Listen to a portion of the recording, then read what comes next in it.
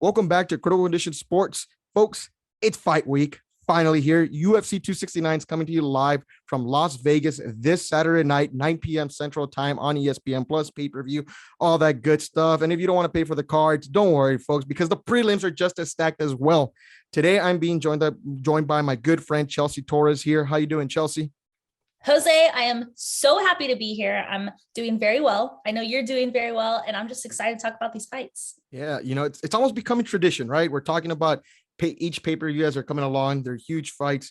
2022 isn't going to be any different. But for right now, last fight card of the year. It may not be the biggest fight card, but it's just as stacked as the other ones. I'm very excited for this. It's a huge fight night. Main event, Charles Olivera defending the lightweight championship against Dustin Poirier. Again, lots of question marks going down here. But before we get to the main event, which is I'm sure what people want to talk about in here, we're going to go all the way down to some prelim cards, right? Because there's some prelim fights here that are awesome, and it's really stacked, right? It's stacked for the sake of, it just not being so long here. I want to talk about a couple with you. We have on the actual prelim card, not the pre-prelims, but the actual prelim card, we have Josh Emmett versus Dan Egas, the feature bout there. Josh Emmett hasn't fought since June of 2020. Dan Egas, unfortunately, coming off a disappointing loss to Korean Zombie, a fight that a lot of people thought he would win going into this fight. I mean, what do you think of this fight? Do you have a winner yet? Can you give us a prediction on how you think this fight is? What are your thoughts of it? Okay, so what I'm thinking about this, I think I never really give the guy who's coming off a huge layoff the edge here, right? Absolutely. So I'm going to go right away and just say I think Dan Egas is going to win this one. I really like that fight against Korean Zombie, but not only that, but he has a pretty good resume of fights. I think for me, though, for this, and this is what his third fight of just this year for Dan Egas. The first fight he had this year, he won. And this last one, obviously, against Korean Zombie, he lost, unless I have that mixed up. No, you're correct. And both of them went to decision. And from what I know, he has only had one loss by decision. Dan Egas has. So I just like the way that he looks personally. I feel like his fighting style is a little bit stronger. And I just kind of give him more of the edge here. I'll keep it simple. Yeah, no, for sure. But the thing about, I like Dan Egas a lot. I'm a huge Dan Egas fan. The thing is, I feel like every time he's positioned to have this big moment, whether it was a fight against Calvin Kattar, Fight Island, remember that he lost. Korean Zombie again, which, wow, Korean Zombie looked totally different, came in with a different game plan, was able to outclass Egas in that fight. It seems to me like whenever he's positioned to go out there and take that next step, he's falling short so far from what we see. I like Emmett. Emmett's won, a couple fights there, and he's was on a roll before the ACL. The only thing that's concerning is not just the long layoff, but the ACL tear, right? Because those kind of injuries, we've seen some of the athletes like in the NFL, right, or the NBA struggle coming back from that. But I'm going to go ahead and take Emmett here. I'm going to take Emmett. I want to keep it interesting. I'm not putting that in a parlay because, again, there's a little bit of unknowns there. We want to make money as well here, folks. But I'm going to take Josh Emmett. What about Dominic Cruz, though, versus Pedro Munoz? Interesting fight, right? Two crazy vets going at it. Yeah, and that's exactly right. Two crazy vets going at it. I think this fight could honestly go to decision. I think Pedro, though, could win this one if he just remains tough and applies the pressure. I feel like Dominic Cruz, he's kind of, he's a vet and we've seen such great things from him, but I feel like in his last few fights, I just don't know how much longer he can hold on. Like, he does great analyst work. I guess I'm just curious, like, why keep fighting?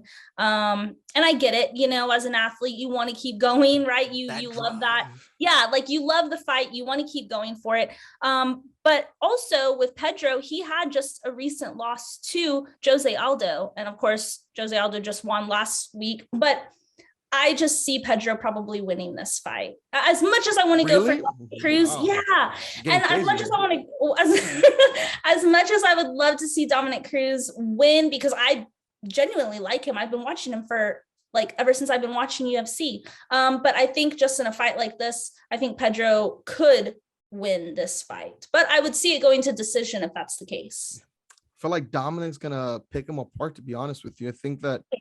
So, and I like it. Here's the thing with Dominic Cruz, right? I feel bad for the guy, right? He's had so much success, right? Yep. But I think we'll never know just how great he could have been. We've seen him at his best, and he's looked top notch. Besides that Cody Garbrandt fight, or maybe that first loss to Uriah Favorite, which happened so long ago. Regardless, Dom. The thing about Dom is, I truly feel like had he not been for those injuries, I feel like we would have been talking about this guy in the Mighty Mouse conversation and the Anderson Silva conversation, which was dominant champions, right? Or just dominant reigns and just dominant times for their weight class, right? So the thing about Dom is it's disappointing because we'll never know just how good he is. Unfortunately, he lost to Henry Cejudo, long layoff. The guy doesn't believe in ring rust, but let's be honest. Come on. It's a thing. And then, went out there, fought Casey Kenny, was able to bounce back. Casey Kenny gave him a fight, but again, even though the guy hates it, right? Ring rust, all added to that. This is the first time in a few years, or at least a few years, that he's had at least more than one fight in the same calendar year. So I'm looking for him to understand, get his footing in. He understands the rhythm. I feel like with Munoz, again, kind of like Iga, right? When you're ready to take that next step, falling short from what we've seen, no disrespect, right? But that's what we're doing here. And I think Dom's going to be able to rise up to the occasion. He's been there before. I feel like if he truthfully wants to go out there and do something in the bantamweight division, I feel like he needs to win this fight. I think that all the pressure's on him. Do you think Dominic Cruz, because since this is his second fight this year, do you know anything about his camp and how that's been going? I know, I believe it or not, that those California guys keep everything pretty hush hush over there from anything that I've seen. Really, from what the people that I've been talking about, no one's really gotten in and out with right there. Dom's such a private guy. I actually do not know anyone from that camp area right there, because so I know like Tyler Diamond over there, but Tyler Diamond trains from like a different camp there with him. Okay. But he doesn't know none of those guys. So you see, it's really hard to kind of gauge just how good he is. I think he's going to come back. I'm going to take, not just the vet, but the more accomplished vet here, bid in high spots, pressure situations. If he truly wants to do something like, Jose Aldo, like what we're seeing right now, the resurgence, right? I truthfully feel like Dominic Cruz is a guy that you wouldn't want to bet against. And I feel like when you talk about Jose Aldo getting that resurgence, that's kind of something that we hope to see from these vets. And that would be nice to see from Dominic Cruz, especially after his most recent loss this year. So that'll be and Cejudo clipped him good. Stoppage might have been debatable, right? But it is what it is. But let's go to the main card, right? Because starting off the main card is a guy that is probably the most popular unranked fighter, right? As people have said, this guy controls things. The guy's not a pushover. This man, is allegedly undefeated still, right, in his eyes. And, to everyone in the UFC, he carries word because he tells Dana no. He tells him, no, I'm not going to fight this. I'm going to fight that. I'm going to fight this. They're playing ball with him, right? They're working with him. And I'm talking about Sean O'Malley right now. And Sean O'Malley's going to go up against Paiva. I think I'm really, really not good at pronouncing. Here we go. Okay, Part 3 in this series here of mispronouncing names here. I heard it earlier and I was like, whoa, I didn't know that's how you pronounce it. I think it's like Halian or Halian Paiva. Paiva is at least how you say the last name. I don't know how you say the first name, but that's okay. So Paiva is, at least that's how you pronounce that last name. Who, it's a tough fight. I was very surprised that he got this kind of a fight. Paiva was ranked, in the top 15, number 15, but still ranked regardless. Not sure if the rankings fluctuate, because a lot of people were saying that the rankings have changed. But regardless, tough fight, 3-fight win streak, gone on there with some dogs. He had to overcome some adversity against Kyler Phillips. So it's not an easy fight for O'Malley. But let's face it, Chelsea. I think O'Malley's the better fitter here. I feel like he's going to be the fighter on this night. And I feel like, believe it or not, I feel like he's going to stop him. Unlike Moutinho, I think like he's going to stop him. I think what it comes down to is how serious O'Malley's taking this fight and how cool, collective is, because I feel like he grew from that Moutinho fight. What are your thoughts on this? No, man, that Moutinho fight was, O'Malley put on a clinic in that fight.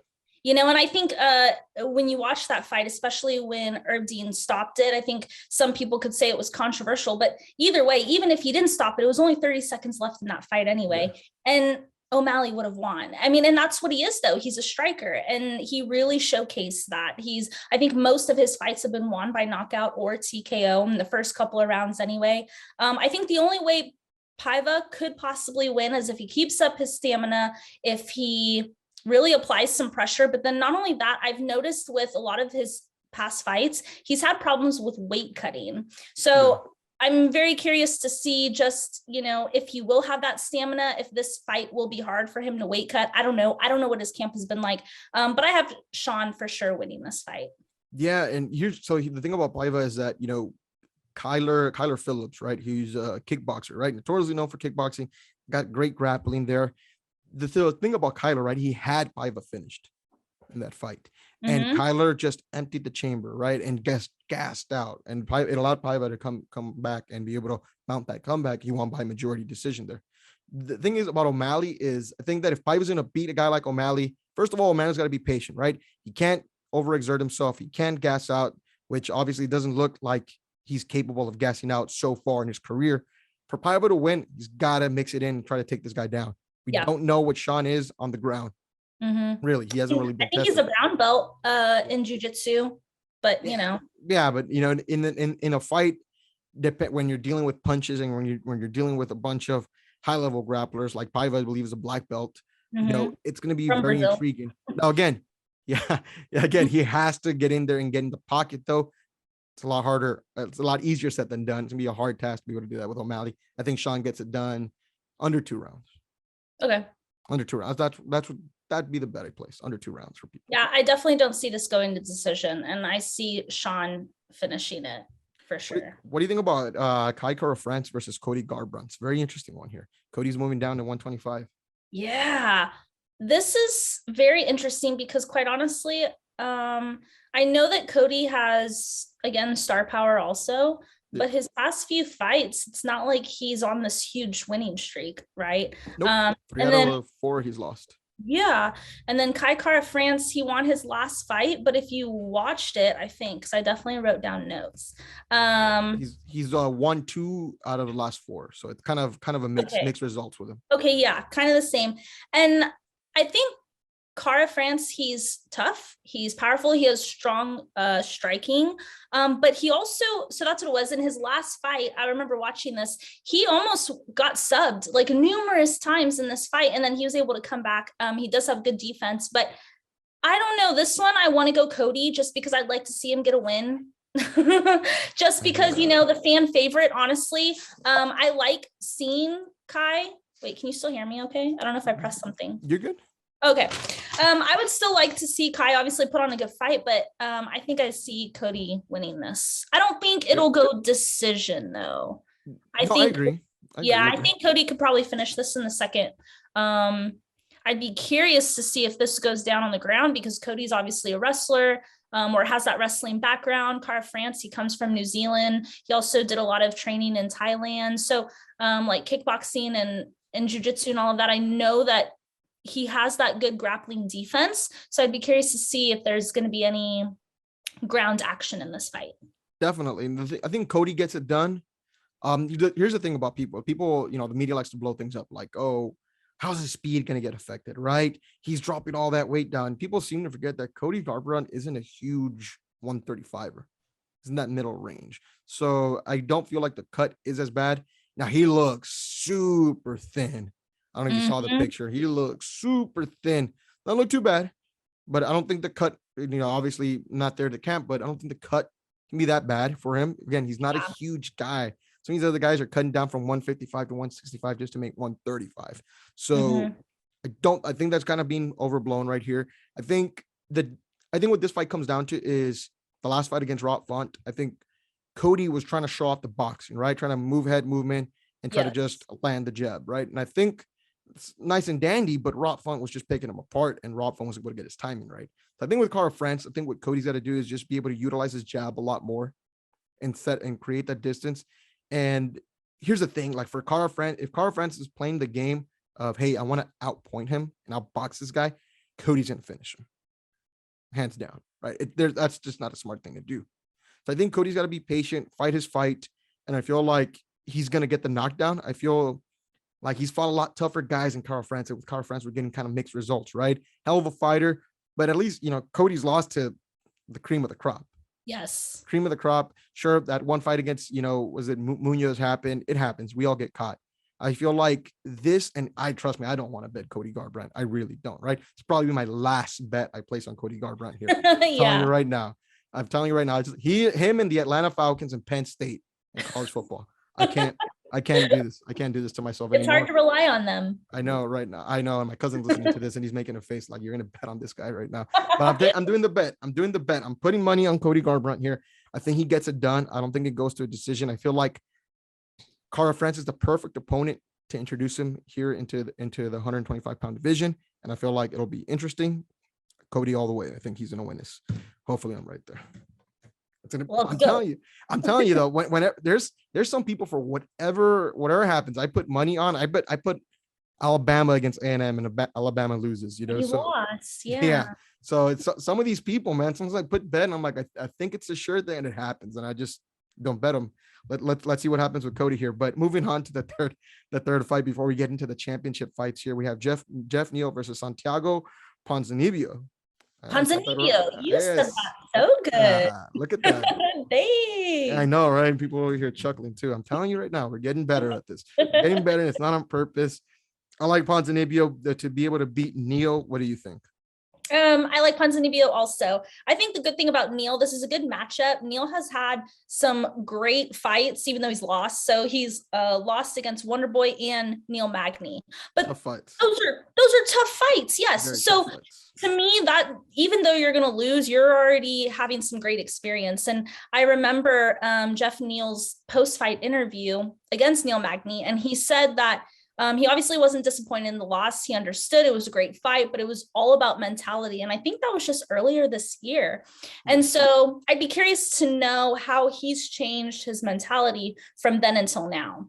I think I also saw, didn't he get arrested recently too? He did get arrested. Homeboy. Yeah. I think he got a DWI allegedly, right? Because I don't know the facts here, but they're saying that he didn't have that apparently his blood was clean. His blood alcohol content was clean. That thing that they plated, and that the weapon he actually had a license for that.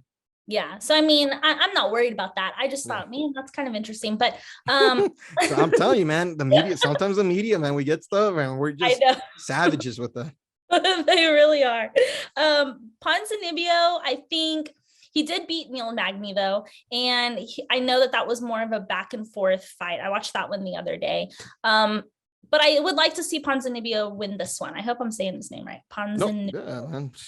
We said it here at Critical Edition. That means it's right. But yeah, I think he can get this one done.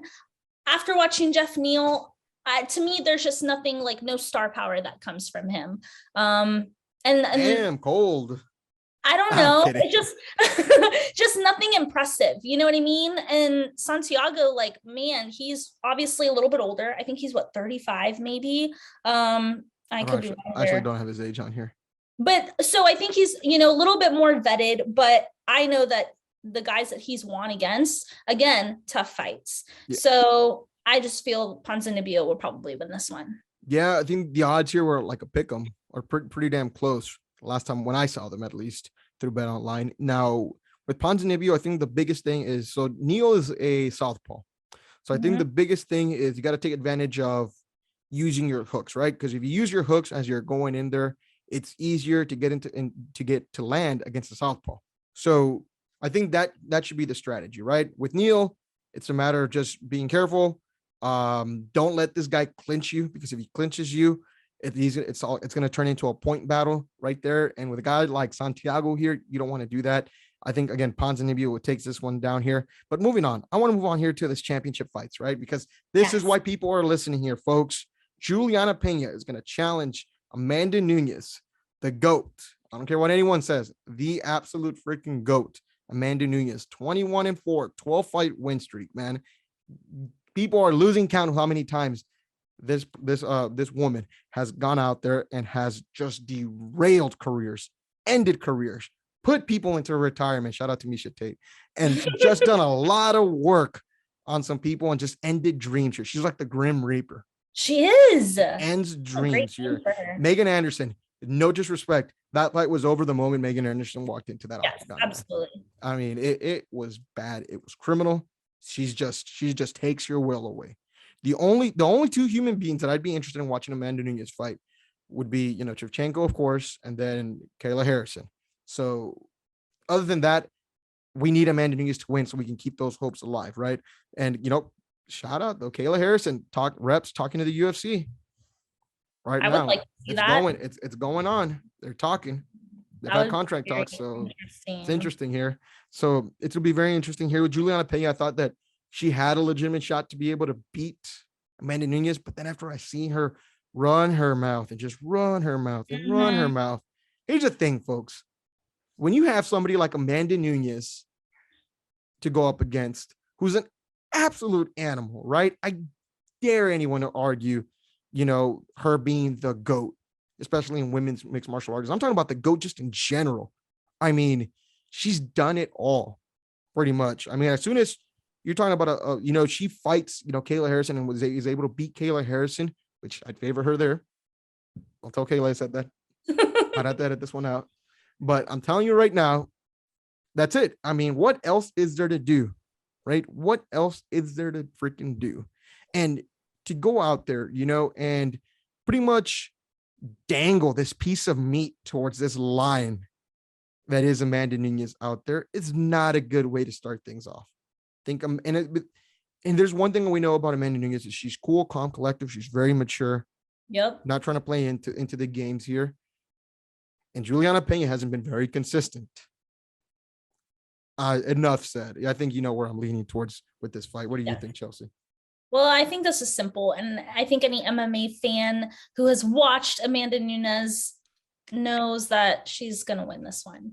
I think it would be interesting to see it go past, the first couple of rounds. That would be cool. I just want it to be a good fight, honestly. And I just am afraid that Amanda Nunes is just going to outshine, Julia Pena, which is exactly what everybody's expecting. I think everybody's really putting their money on Amanda Nunes, and probably because obviously she's just a stronger striker. I think the only thing maybe anybody who might want to go for Pena could possibly say, oh, like maybe grappling. But even then, I think Amanda Nunes wins at all facets of this. Even people that know her don't believe she's going to win this fight. I'm not going to give you Pena, names. really? Yes, Oh, I'm not going to give you names. And yeah, we'll talk about it after we get off the record. Okay. But even people that train with her don't believe it. So enough said there, folks. Let's get on to that negativity there. Let's go here with Charles Olivera against Dustin Poirier here. Look, folks, we breezed through that first fight because let's be honest here, Amanda Nunes is possibly the biggest betting favorite without a doubt. But this fight here is completely different, right? Can go either way. Charles Olivera versus Dustin Poirier. Will the dream and journey end here and just come full circle for Dustin Poirier, or will Charles Olivera put a stamp, end it, and move on against Justin Gaethje? That's the real question here. You want to go first?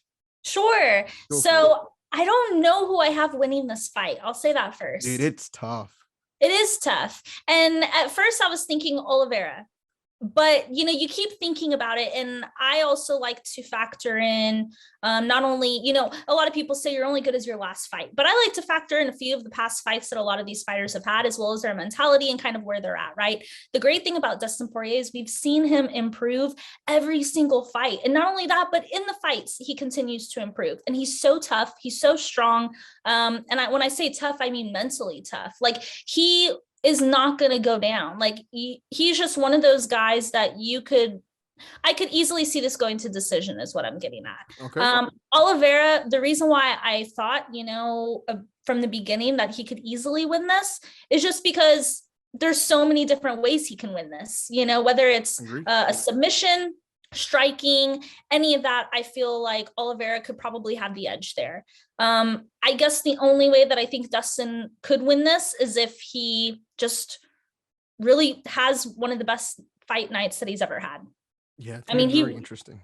I know it really is. It's hard to decide this one, and I would like to see Dustin win just because I think he has. Again, when you talk, like, think of them as a people, as a person, I feel like Dustin has a better story. And again, he's had such great fights. He's had such an incredible year. He's so hungry for it. And I feel like he deserves it more, quite honestly. But damn, she said it. But I don't. He deserves it more. But who would I put my money on? That's the hard question. That I don't know. You don't know? No. It's okay. You That still would have probably time. okay. That would probably be like a game time decision, honestly, for me, if I was actually Yeah. going to bet. Well, I will be betting. You're the guest. You can do whatever you want on this thing. Okay. But I, unfortunately, because a lot of people have asked me now, who's my pick here, folks? Yes. I'm being held accountable here by some of the audience here. Oh my goodness, I have to give everyone a pick here. Can you believe that?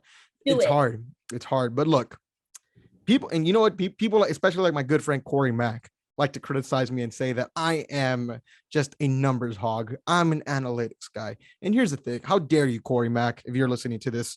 But I look at the numbers. I like looking at data, right? But there's a story that numbers don't tell you, right? How the actual fight went down. The eyeball test is what I call it, and many people refer it to. So here's the thing: Charles Oliveira, strikes landed, and we're talking about their entire careers, right? Because these guys. So a fun fact here is that these two guys fighting and meeting will actually be the second most fights that each fighter has combined, like combined put together in a fight. So it's the second, no, actually, it's the most. And then the losses that they have is the second most amount of losses between two fighters going at it in a championship fight. Wow. You guys have had long careers, right? Guys, Yeah. and that's due to Mike Bond right there that did that research there. MMA Junkie, great guy. Now, here's what the numbers tell me. So in their long careers, strikes landed, like the accuracy of the landing strikes, Oliveira, better than Dustin. Takedown percentage, success rate, Olivera. Submissions, Olivera. Mm-hmm. Finishes, Olivera. Right? These are all these numbers are telling me, right? Doesn't Olivera have like the most finishes or something like that? Yeah. Olivera, right? So going over that, right? And I'm thinking to myself, okay, wow. I mean, because a lot of people are saying in the media, like, again, overdo this. Like, Dustin's going to win this fight. Dustin's going to win this fight. It's like a damn hands down, right? I think to myself, okay, it's a lot harder fight. Last week, I was telling myself, I think Charles. Then when I look at Dustin, though, is, another fact, that Charles Oliveira is the only UFC champion to never have competed in a fourth or fifth round. Really? Oh, never. So I was thinking of that. And then I think of, the adversity, both guys have overcome adversity. Mm-hmm. And then I start looking at, okay, the road, right? Who has Charles Oliveira beaten? Chandler. I love Chandler, entertaining fighter. If you had to book the most exciting MMA card of all time, Michael Chandler would be in that card. That's how exciting he is. But it can be hot or cold. Look at the Justin Gaethje fight. Then you look at Tony Ferguson. He beat Tony Ferguson, but Tony is already kind of go on the down spiral of things, Right. Kevin Lee, again, same thing, down spiral of things. And then after that, it's not a lot of names that are recognizable to casual fans. But the hardcores may know it. The hardcores may know it, right? Mm-hmm. But not the casuals, right? I'm not even going to get into that. So we're looking at Dustin, right? The wars he's had. Gaethje, Alvarez, Holloway, Hooker, adversity he's overcome. Losing down 2-0 against Hooker, who Dan Hooker is a tough guy. I don't care what anyone says here. Able to come back and beat that. Lost to Khabib. Cool, man. Everyone loses to Khabib. Yep. Enough said, right? Then he goes up against Gaethje. That fight was so insane. Came back, overcame that, Then you look at Holloway. Even fight, needed to make a play pretty much in the fifth round to wrap that fight down. Did it. Dustin Poirier has come through in the most clutch scenarios here. My only concern is the level of training and the level of preparation and intensity that he's put. Because let's be honest here, Poirier versus Conor, anyone that was betting on Conor McGregor, Jesus Christ, what are you looking at, man? I thought it was a hands down for Dustin. And it was, and it looked the part, it looked every bit the part. So the preparation's a big thing, but if I know anything, if I know Tim Credor, if I know AJ Fletcher, some of these guys that train with Dustin, this guy does not take any days off. I'm doing this right here. Dustin Poirier is going to finish this fight. Third round. Ooh. Finish right here. Third round. And I was going into this thing saying Charles was going to win this thing in the second. I switched it up. I said, the level of competition that Dustin's been able to overcome, the scenarios where Dustin's been able to come. I know there's no damn quitting Dustin. And I think that it's a very lame point for people to say that, oh, Charles doesn't have any heart. Charles is a quitter. What the hell are you talking about? Just see that Michael Chandler fight. This man is changed because people do change. People do change. So I think that's a very moot point. But again, just Dustin, I feel like it's his time. I feel like it'll be the Cinderella story. I'm not a fan of Cinderella stories here, but I think Dustin gets it done. I like it. I'm telling you, man, it was hard. It was hard. That is hard. And again, I mean, like you said, Dustin, he improves every single fight, and he's gone against some of the best in the UFC, you know? I don't know. This is going to be such a good fight to watch, though. It's going to be interesting. But, moving on here, folks. So that is our UFC 269 breakdown. Real quick, before we even end this show, we want to go over the last thing here. And Miss Chelsea Torres told me let's talk about right here. And we got, so if you didn't know, Tommy Fury was supposed to fight Jake Paul.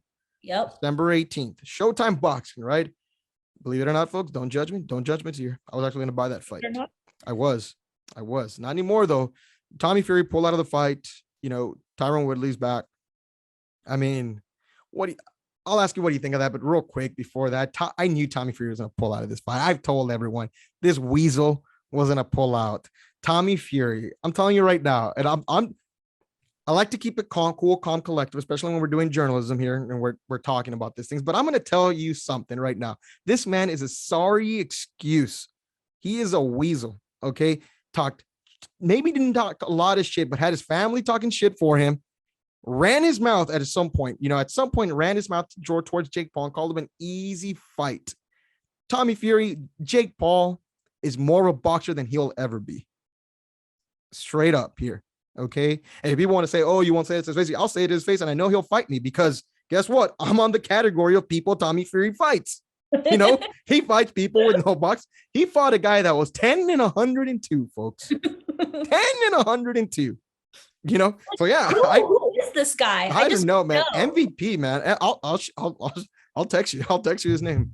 MVP though, man. That guy was the little engine that could, man. 10-102. Then he went to fight a guy that was 0-26 and then 2-26. Jake Paul, I think people need to stop hating on Jake Paul. If you don't like it, don't watch it. But Jake Paul is more of a boxer than Tommy Fury will ever be. Enough said. You can take it off my hands. That was so cold. I loved it. The only reason why I want to talk about this because I feel like I don't even want to see Tyron Woodley again. I don't want to see him with Jake Paul. I didn't really care so much about the Tommy Fury fight. I know I already knew about this with you, so I knew how you felt. I just want to see Jake You texted Paul. me the breaking news, man. I did, but I meant when they first announced him going against Tommy Fury, I knew you were going to be like, oh, what the hell? Who gives a shit? Because this guy's obviously not much of a boxer. Yeah. But I would like to see Jake Paul, okay, we've already seen that he has some kind of talent. It's obvious. If he can get into the ring and go against an actual UFC fighter, going against, all these guys, then it's obvious he has some talent and he trains. So you can't deny him that, right? He is putting in the work and he's promoting himself. I mean, he's the Dana White of himself. He does exactly what he needs to do to put these shows on, and they're on Showtime, So I know that Tommy Fury, I think he wanted to push it back. And obviously at Showtime, hey, you can't do that. So that's why they were like, Tyron Woodley, come back. And for Tyron Woodley, I think it's just another payday. It's just a way for him to rack in that money. And, I actually saw a tweet the other day or whenever day that this broke, and somebody had said, and I wish I actually paid attention to who said this. So this is not from me, but this person said, I bet Tyron Woodley's going to come in, he's going to win, and then they're going to have a trilogy. And I'm like, damn. Well, you know what, Chelsea Torres, you know what, believe it or not, before we got on this, I texted my buddy, I'm betting on Woodley. Yeah. To win this fight. I think he can win this fight. And I don't know what it was about the first time around because he seemed so hesitant. And I know there are rumors going around, oh, he wasn't allowed to knock him out, this, that, and the other. Screw Dylan Dennis, man, too, man. I can't believe that they would really have that as a rule, but he seems so hesitant. So I would hope by now, having that tattoo on his freaking body, that he's like, okay, this is my time to actually do some shit. They give an incentive actually now. I don't know if you What heard he about that. did. So No? if he knocks him out, he gets 500K extra. Oh, okay. Yeah, I did hear that. I 500K mean, that's a extra. big incentive. Just to knock him out, win the fight via knockout. As long as he's not hesitant, he'll get that 500K. Yeah, man. I don't know. I don't know. I may have to go to the dark side and not pay for this thing though. I was gonna pay for the Tommy Fury thing. You know, I really was. I was looking forward to it. I had money that Tommy Fury was gonna get knocked out by Jake Paul. And here's the thing: people hate on Jake Paul because whether it's talent or not, people hate on that guy because people hate on success, right? The guy's successful. The guy's managed to pick up, boxing, right? Train at it, put on these shows. He has Showtime Boxing. Yep. Calling him, setting up these events, and they're selling out, and people are paying for this. He's got a market for people watching these things. I'm not a fan. If my good friend Corey Mack's a fan of this stuff. He likes the whole show thing, the showcase, the concerts, the movements, everything that's going on there. And I think there's a market for everything for the audience. Not my cup of tea, just not my cup of tea. It'll be interesting, right? I think people need to stop hating on Jake Paul so much, man. The fact that people call out Jake Paul and then call Tommy Fury a real boxer, brother. Ben Askren is a better is a better athlete than Tommy Fury in combat sports. Tyron Woodley's a tougher fight for Jake Paul than Tommy Fury is. I think he's just a weasel. I don't think he wants that fight. And I feel like the moment that Jake Paul would have knocked him out, I think his family would have disowned this guy. And I think it's a joke. And yes, I'm sure Tommy Fury can come kick my ass. I look at my credentials. I seem to fit the mold of the people he fights. So I'll leave it at that. Chelsea, thank you for joining me on this MMA breakdown here. Anything you want to let the audience know before we sign out about these fights or anything else? I mean, some good news, at least. I guess we'll end it with that. I know Holly Holm was inducted into the Boxing Hall of Fame today. So I mean, that's her. Yeah, big time. So yeah, that's all I got. We'll end it on the positive note here. Savage, Chelsea Torres, Jose Matos here from Critical Condition Sports. Thank you all for joining us. Enjoy the fights and be safe, guys. I'll catch you later. Goodbye.